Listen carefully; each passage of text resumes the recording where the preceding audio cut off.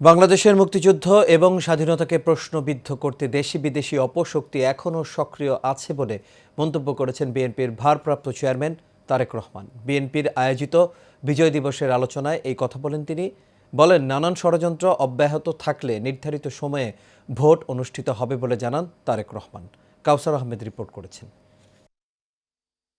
মহান বিজয় দিবস উপলক্ষে ইঞ্জিনিয়ার্স ইনস্টিটিউটে আলোচনা সভার আয়োজন করে বিএনপি।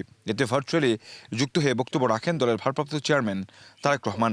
বাংলাদেশের সকল শ্রেণী পেশার মানুষ, প্রতিটি নাগরিককে জানায় মহান বিজয় দিবসের আন্তরিক শুভেচ্ছা।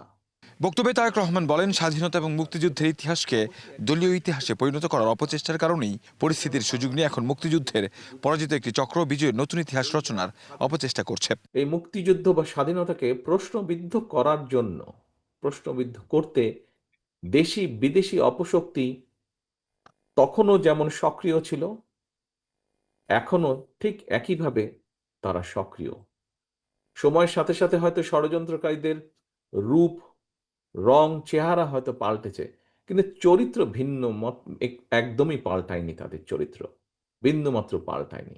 বলেন, যতদিন পর্যন্ত এই রাষ্ট্রের জনগণের রাজনৈতিক এবং অর্থনৈতিক ক্ষমতায়ন নিশ্চিত করা যাবে না, ততদিন পর্যন্ত স্বাধীনতা এবং গণতন্ত্র টেকসই ভিত্তির উপর দাঁড়াবে না। স্বাধীনতা এবং মুক্তিযুদ্ধের ইতিহাসকে চেষ্টা করেছিল তারা, করেও ছিল, অনেক ক্ষেত্রে দলীয় ইতিহাসে তারা পরিণত করেছিল।